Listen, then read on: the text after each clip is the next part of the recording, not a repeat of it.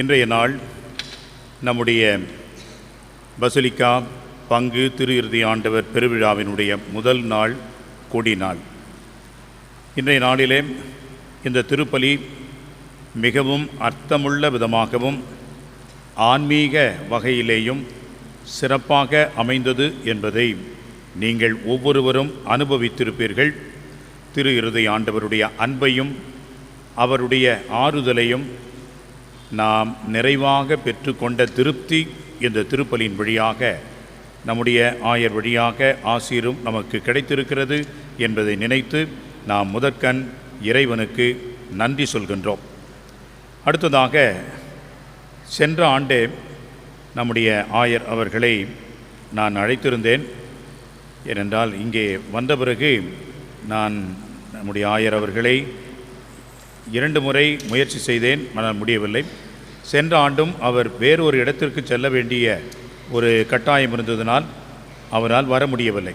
ஆனால் இந்த ஆண்டு கண்டிப்பாக வர வேண்டும் என்று சொன்னேன். மகிழ்ச்சியோடு வந்திருக்கின்றார். மன நிறைவோடு இந்த திருப்பலியை நமக்காக கொண்டாடியிருக்கின்றார். காரணம், அவர் நம்மவர், நம்முடைய மறைமாவட்டத்தை சார்ந்தவர், எங்களுக்கெல்லாம் ஆசிரியர், பயிற்சியாளர். குருமடத்திலே எங்களுக்கு நல்ல ஒரு மூத்த அண்ணனை போன்று எங்களை எல்லாம் தட்டி வளர்த்தவர், வழிகாட்டி எங்களுக்கு சிறப்பான ஒரு நல்ல ஆசிரியராக இருந்தவர். இவர் நல்ல படிப்பாளி, அறிவாளி. ஒரு முறை இவருடைய ஜெர்மன் மொழி பிரசங்கத்தை நான் வலைதளத்திலே கேட்டேன். அவருடைய செய்திகளை எல்லாம் நான் பார்ப்பேன், ஒரு சில நேரங்களில் நான் பார்க்க முடியாது. ஆனால் அந்த நாளிலே அதை பார்த்தவுடன் மிகுந்த ஆச்சரியமாக இருந்தது. காரணம், நாங்கள் எல்லாம் பிரசங்கம் வைக்க வேண்டும் என்றால் எங்கேயாவது ஏதாவது எடுத்து கோர்த்து சேர்த்து ஒரு பிரசங்கம் நாங்கள் எடுத்து படிச்சிடுவோம். ஆனால் அவருடைய பிரசங்கம் அந்த மாதிரி இல்லை. அவருடைய அந்த மறைவுரை அவராக எழுதியது. அவருடைய அந்த வார்த்தைகளிலே, அந்த எளிமையான முறையிலே குட் ஷெப்பர்ட், நல்ல ஆயனை பற்றித்தான் அவர் வைத்தார். ஒரு 5 நிமிடம் அந்த மறைவுரை இருந்திருக்கும். அதுவே பெருசு ஜெர்மன்காரங்க அவங்களுக்கெல்லாம். உடனடியாக நான் தொலைபேசியிலே தொடர்பு கொண்டேன். அப்பொழுது அவர் ஜெர்மனியில் தான் இருந்தார். அப்பொழுது சொன்னேன், பெருமையாக இருக்கிறது, மகிழ்ச்சியாக இருக்கிறது என்று சொன்னேன். அந்த வகையிலே புத்தி கூர்மை, மொழிகளை கற்றுக்கொள்வது எந்த அளவுக்கு என்று சொன்னால், நம்முடைய பழைய நுன்சியோவும் சரி, கர்தினால் கிராசியாஸ் அவர்களும் சரி, அவரை சட்ட வல்லுனர் என்று மட்டுமல்ல, reference dictionary for any canonical points என்று சொல்வார்கள். அந்த அளவுக்கு அவர் சட்டத்திலே புலமை பெற்றவராக, சட்டத்தை பல ஆண்டுகள் குருமடத்திலே பயிற்றுவித்த பேராசிரியராக இருந்தவர். இது நமக்கு பெருமை. காரணம், தந்தை அவர்கள், ஆயர் அவர்கள் அங்கே இருந்த வரைக்கும் பார்த்தீர்கள் என்று சொன்னால் நமக்கு அது ஒரு பெரிய ஒரு பொக்கிஷமாக இருந்தது. காரணம், அது நம்ம செமினரி, நம்முடைய மறைமாவட்டத்தினுடைய குருமடம். அதனுடைய தொடர்ச்சியை நாம் பெருமையாக வைத்திருந்தோம், வைத்து கொண்டு தான் இருக்கின்றோம். இருந்தாலும் இந்த கேனன் லா, சட்டத்துறை என்பதிலே நம்முடைய ஆயர் அவர்கள் அதன் பிறகு கொஞ்சம் நமக்கு அவ்வளவான ஒரு தொடர்ச்சி இல்லாமல் போய்விட்டது என்ற குறையும் இருக்கிறது. அந்த வகையிலே நல்ல அறிவாளி, படிப்பாளி, ஆர்வமாக எல்லாவற்றையும் கற்றுக்கொள்ளக்கூடிய ஒரு நல்ல மனது. இரண்டாவதாக பாருங்கள், அவர் எளிமையாக பழகுவார். எங்களிடம் இருந்த அந்த சமயத்திலெல்லாம் நாங்கள் அவரை ஃபாதர்னு கூட கூப்பிட மாட்டோம். இன்றைக்கும் நான் கடிதம் எழுதினால் பாக்கெட்டில் ஏசு சாமி என்று தான் எழுதுவேன். காரணம், இப்போ கொஞ்சம் இந்த முடியெல்லாம் குறைஞ்சிருக்குது. அப்போ நல்ல அழகான முடி இருக்கும், ஏசு சாமி மாதிரியே இருப்பார். அதனால் அவருக்கு பேரே ஏசு சாமி தான். அவர் வந்தால்னாக்கா ஏசு சாமி அப்படின்னு தான் கூப்பிடுவோம். அதை அவரும் மகிழ்ச்சியோடு எடுத்துக்கொள்வார். இன்றைக்கும் அதை அவர் மகிழ்ச்சியோடு தான் எடுத்துக்கொள்கிறார். மிக எளிமையாக பழகுவார், நல்ல கருத்துக்களை சொல்வார். அவருடைய பிரசங்கத்திலே அல்லது மறைவுரையிலே அல்லது பல இடங்களிலே அவர் சொல்கின்ற வார்த்தை, பிறருக்கு எந்த துன்பமும் கொடுக்கக்கூடாது. அடிக்கடி இந்த வார்த்தையை சொல்வார். பிறருடைய நற்பெயரை கெடுக்கக்கூடாது, பிறரை பற்றி தீமையாக பேசக்கூடாது என்று அடிக்கடி சொல்வார். அது அவருடைய நல்ல உயர்ந்த பரந்த மனத்தை காட்டுகிறது. மன்னிக்க வேண்டும் என்பதையும் அடிக்கடி சொல்வார். காரணம், நாம் மன்னிக்காவிட்டால் பைத்தியமாயிடுவோம். இதெல்லாம் மனசில் போட்டு நாம் குழப்பிக்கிட்டு இருந்தோம்னாக்கா மென்டலாகி சீக்கிரம் செத்துருவோம். ஆனால் மன்னிக்க தெரிந்த மனிதன் நீண்ட நாள் இருப்பான், நல்ல விதமாக இருப்பான். அதுவும் நிர்வாகத்தில் ஒரு தலைமை பொறுப்பில் இருக்கக்கூடியவர்கள் தினமும் மன்னிக்க வேண்டும். அதைத்தான் அவர் அடிக்கோடிட்டு காட்டினார். அந்த வகையிலே அவருடைய பண்பு, அவருடைய இயல்பு, அவருடைய நற்குணம் என்று சொன்னால், அன்புக்குரியவர்களே, இந்த மன்னிப்பது, இரக்கம் காட்டுவது, பிறருக்கு எந்த நிலையிலும் துன்பம் கொடுக்கக்கூடாது, நற்பெயரை கெடுக்கக்கூடாது. அவரால் செமினரை விட்டு வெளியே போனாங்க அப்படின்னு ஒரு ஆளை கூட சொல்லக்கூடாது. அதே போல் நம்முடைய முன்னாள் பேராயர் மேதகு ஆனந்தராயர், ஒரு ஆள் கூட அவரால் போனாங்க அப்படின்னு சொல்லவே முடியாது. எப்படி போனாலும் கட்டி பிடிச்சி அவர்களை இழுத்து வந்து நல்ல குருக்களாக்கிய பெருமை இந்த 2 பேருக்குமே உண்டு என்பதை இந்த நேரத்திலே பதிவு செய்ய விரும்புகின்றேன். நம்முடைய ஆயர் அவர்கள் இத்தனை பெருமைகள் இருந்தாலும், அவர் ஆயர் என்ற நிலையில் இருந்தாலும், அவருக்கு பிடித்தமான நிறைவான ஒரு பணி நற்செய்தி அறிவிப்பு பணி.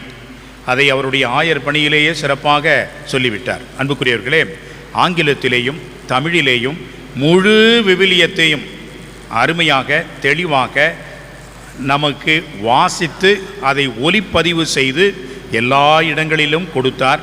அந்த ஒலி தகடுகள் எல்லா இடங்களிலும், தமிழகம் எங்கும் பரவியது, வெளிநாடுகளிலும் அது இருந்தது. பிரான்ஸ் நாட்டில் ஒரு சில வீடுகளிலே நான் அதை பார்த்திருக்கின்றேன். எனவே தமிழ், ஆங்கிலம் 2 மொழிகளிலேயும் அவ்வளவு அழகாக முழு விவிலியத்தையும் வாசித்தவர்கள். இன்றைக்கு எத்தனை பேர் முழு விவிலியம் வாசித்திருக்கிறோம் அப்படின்னா சாமியார்களே கை தூக்க மாட்டோம். ஆனால் நம்முடைய ஆயர் அவர்கள் எத்தனை முறை வாசித்திருப்பார் என்று அவருக்கு தான் தெரியும். ஆனால் ஒலிப்பதிவு செய்தது என்பது ஒவ்வொரு நாளும் இதை வாசித்து ஒலிப்பதிவு செய்தார். பிறகு குருக்களுடைய கட்டளை ஜெபம். ஏனென்றால் எங்களுக்கு இருக்கக்கூடிய ஒரு சாக்கு போக்கு என்னவென்றால், பயணம் செய்தோம், எனவே நாங்கள் பிரேவீரிய கட்டளை ஜெப புத்தகத்தை எடுத்துகிட்டு போக முடியல அப்படின்னு நாங்கள் சொல்லுவோம். ஆனால் மொபைல் எடுத்துகிட்டு போகல அப்படின்னு யாராவது சொல்லுவாங்களா? அப்படின்னா இதயமில்லாத மனிதன் போகிறான் அப்படின்னு தான் அர்த்தம்.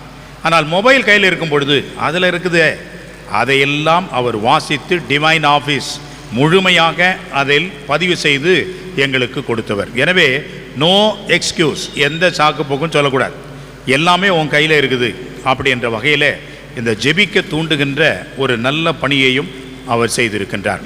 அது மட்டுமல்ல, அன்புக்குரியவர்களே, சென்ற இடமெல்லாம் இது போன்ற நல்ல நேரங்களிலே அவருடைய அந்த ஊடக பணி, நற்செய்தி பணிக்கு நாம் உறுதுணையாக இருக்க வேண்டும், அதன் வழியாக பலன் பெற வேண்டும் என்ற தாகத்திலே அவர் எல்லா இடங்களிலும் கேட்பது, அதற்கு நாம் சந்தா செலுத்த வேண்டும். சந்தான்னா பணத்தை கட்டுறதில்லை, சப்ஸ்கிரைப் பண்ண வேண்டும். அதற்கு நாம் டெய்லி அந்த வாசகத்தையும் அந்த மறைவுரையும் அந்த இறை வார்த்தையும் கேட்க வேண்டும் என்று விருப்பம் கொள்கின்றார். எனவே இந்த நாளிலே அவர் நம்மோடு இருப்பது மிகுந்த மிகுந்த மகிழ்ச்சி. எனவே ஆயர் அவர்களுக்கு நம்முடைய ஆழ்ந்த நன்றியை தெரிவித்துக் கொள்கின்றோம். காரணம், நேற்றைய தினம் கூட அவர் பேராயர் இல்லத்திற்கு மிக தாமதமாக வந்தார். இன்று காலை நேரத்தோடு வந்து இந்த நிகழ்வுகளிலே கலந்து கொண்டு சிறப்பித்து நம்மை ஆசீர்வதித்து கொண்டிருக்கின்றார். எனவே நம்முடைய ஆயர் அவர்களுக்கு மேலான நன்றியை நாம் தெரிவித்துக் கொள்கின்றோம். நம்முடைய ஆயர் அவர்களுக்கு நம்முடைய பங்கு, நம்முடைய திரு இறுதி ஆண்டவர் பசிலிக்கா சார்பாக ஒரு நினைவு பரிசை நம்முடைய பங்கின் சார்பாக கொடுக்கின்றோம். திருமிகு எஸ்.ஏ. லூர்து சாமி அவர்கள் நம் சார்பாக அவருக்கு இந்த சிறிய ஒரு படத்தை கொடுப்பார். இந்த படத்தை ஆயர் அவர்கள் தயவுசெய்து கரண்ட்டில் கனெக்ஷன் பண்ணி எப்பொழுதும் எரிஞ்சிக்கிட்டே இருக்கணும். அவருடைய இதயத்தில் இறுதி ஆண்டவர் என்றும் இருக்க வேண்டும் என்ற வேண்டுகோளோடு இந்த அன்பு பரிசை அவருக்கு அளிக்கின்றோம்.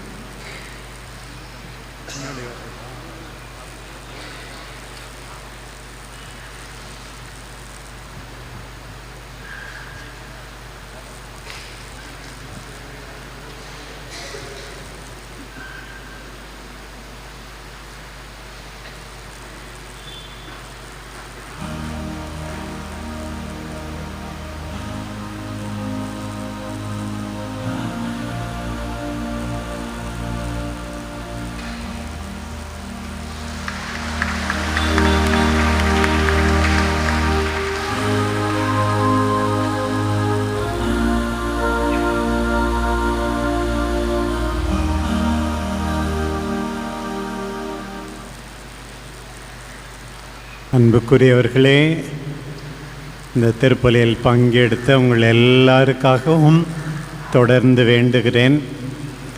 நம்ம பாண்டிச்சேரி மறை மாவட்டத்தின் குரு 35 ஆண்டுகளாக 5 ஆண்டுகள் தான் சேலம் ஆயர்.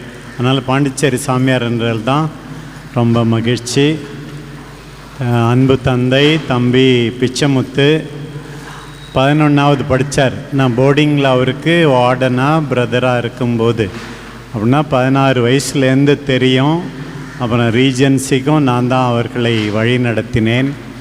இவ்வளவு தாராளமாக என்னை பற்றி நல்லது சொன்ன அவருக்கு நன்றி. ஆண்டவர் அதிகமாக பேசியதற்காக மன்னிப்பாராக, என்னை புகழ்ந்து பேசியதற்காக. அதை கேட்டு மகிழ்ந்ததற்காகவும் என்னை மன்னிப்பாராக. மற்றவர்கள் நல்லது சொல்லும்போது இனிமே நம்ம நல்லா இருக்கணும், இன்னும் நல்லா இருக்கணும் என்ற உந்துதலை கொடுக்கிறது. நீங்கள் எல்லாரும் நலமே வாழ ஜெபிக்கிறேன்.